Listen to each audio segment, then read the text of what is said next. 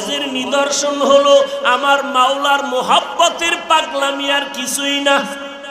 আমার দরবার পাগলামির দরবার। এখানে বান্দা আইসা তুই পাগলের মতো আগে সাজতে হবে, পাগলের মতো।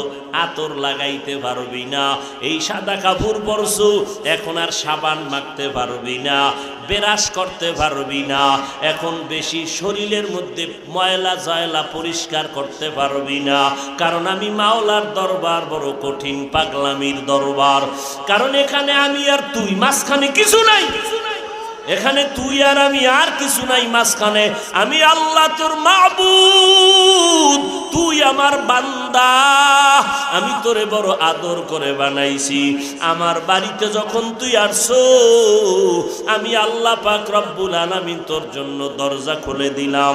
পাগলের সুরাতটা ধইরা ল। এখানে কোনো পাগলামি সাহেব সাহেব ভাব নিয়ে চলা যাবে না। ওই বাইতুল্লাহর চারপাশে দৌড়াবি, পাগলের কাম শুধু দৌড়ানো। দৌড়াবি, তাওয়াফ করবি, আর আওয়াজ দিবি লাব্বাইক আল্লাহুম্মা লাব্বাইক, লাব্বাইক লা শারীকা লাকা লাব্বাইক, ইন্নাল হামদা ওয়ান নি'মাতা লাকা ওয়াল মুলক লা শারীকা লাক। বান্দা তুমি লাব্বাইকের আওয়াজ দাও, আসতে দেওয়া যাবে না, খবরদার। মাওলার দরবারে আওয়াজ দিয়া তুমি বলতে হবে, আওয়াজকে ছোট করা যাবে না। তুমি বড় লোক মানুষ, আস্তে আস্তে বলবা, কাজ হবে না। ওখানে বান্দা জোরে জোরে আওয়াজ দিয়া লাব্বাইক বলবা। এভাবে 7টা চক্কর দিয়া মাকাম ইব্রাহিমের পেছনে গিয়া নামাজে পড়ে যাও।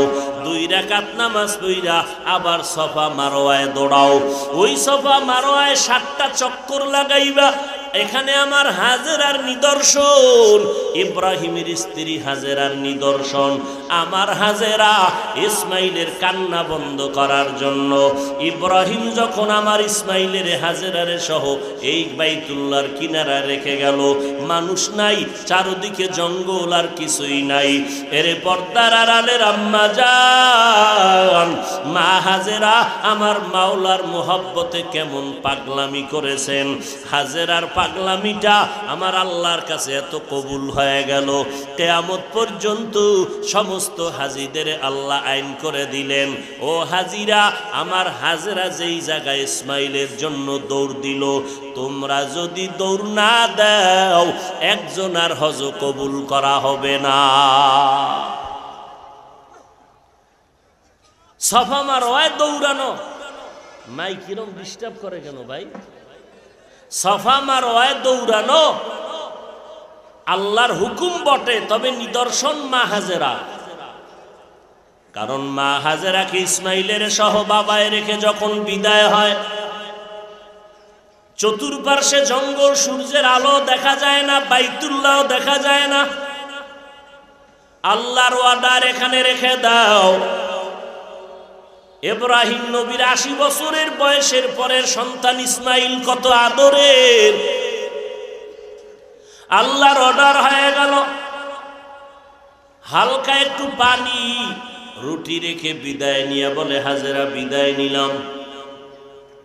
শিশু ইসমাইল আর মহিলা মানুষ এমনি ভয়। ইব্রাহিম নবী যখন ছেলে আর স্ত্রীকে রেখে চলছে, মা হাজেরা বলে, ও স্বামী আমার, এই নির্জন জঙ্গলের মধ্যে আমাদের একা রেখে কই যান, কে রাখতে বলল? ইব্রাহিম নবী বলে, ও বিবি হাজেরা, আমার ইচ্ছায় আমি রাখি নাই, আমার আল্লাহ তাআলার অর্ডার। মা হাজেরা যখন শুনলেন আমার আল্লাহ তাআলার হুকুম, মা হাজেরা ডাক দিয়া কয়, স্বামী আমার, আমার আল্লাহ যদি আদেশ করে আমার কোনো অন্তরের মধ্যে দুঃখ নাই, আপনি যাইয়া আমাদের জন্য কলিজা ভরে দোয়া করবেন। আর যদি মাঝে মাঝে সময় পান, আমি হাজেরার খবর নেওয়ার কোনো দরকার হবে না রে স্বামী। ইসমাইল শিশু বাচ্চা, আমার এখানে কোনো খাদ্য নাই, পানীয় নাই, মানুষ নাই, বাড়ি নাই, ঘর নাই, কি অবস্থায় ইসমাইলের আমি রাখবো? আপনি যদি সময় পান মাঝে মাঝে এসে ইসমাইলের একটু দেখা যাইয়েন। ইব্রাহিমও কাঁদে, মা হাজেরাও চোখের পানি ছেড়ে কাঁদতেছে। ইব্রাহিম নবী আল্লাহর অর্ডার, আল্লাহর মোহাব্বত সামনে নিয়ে বান্দা সামনে আগাইয়া পাহাড়ে উঠা নিচে নামছে। নাইমা মাওলার দরবারে দোয়া করা শুরু করলো, রব্বানা ইন্নী আসকানতু মিন যুররিয়াতি বিওয়াদিন গায়রি যি যারইন ইনদা বাইতিকাল মুহাররম রব্বানা লিয়ুকিমুস সালাতা ফাজআল আফইদাতাম মিনান নাসি তাহভি ইলাইহিম। ও আল্লাহ, আমার সন্তানের তোমার অর্ডারে রেখে গেলাম, মিন যুররিয়াতি বিওয়াদি গায়রি যি যারইন, একটা ওয়ানাবাদী জঙ্গলের মধ্যে আমার সন্তানের রেখে গেলাম। আমার 80 বছরের পরের সন্তানের প্রতি কি পরিমাণ মায়া মাওলা তুমি জানো। এখানে তোমার অর্ডার মাইনা রাখলাম, তুমি আমার সন্তানদের রিজিকের ব্যবস্থা করো, থাকার ব্যবস্থা করে দিও, খানার ব্যবস্থা করিয়া দিও। দোয়া কইরা আল্লাহর নবী এবার বিদায় হয়ে গেলেন। মা হাজেরার কাছে ইসমাইল শোয়া, জঙ্গল আর কিছুই নাই। পানি যাক 2-3 দিন পরে পানিও শেষ হয়ে গেল, রুটিও নাই।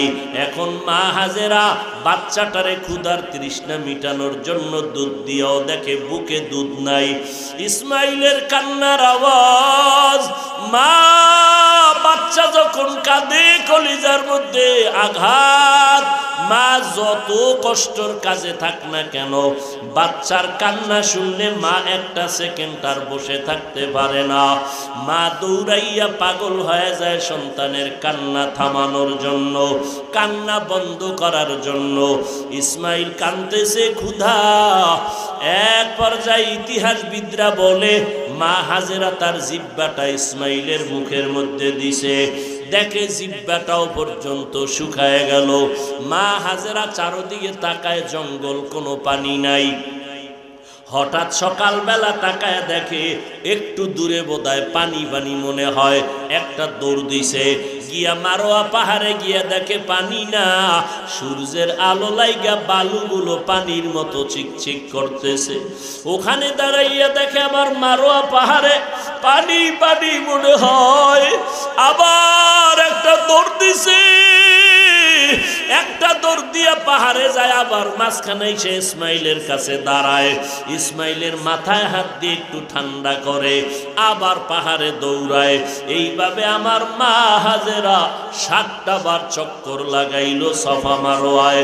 আমার আল্লাহ ডাক দিয়ে কয়, রে জিবরাইল, আমি আল্লাহ সাক্ষী তোরে বানাইলাম, আমার হাজেরা যেই পরিমাণ দৌড় দিল সফা মারোয়ায়, আমার হাজিদের জন্য কিয়ামত পর্যন্ত আমি এই দৌড়টা আমার কাছে বড় ভালো লাগছে।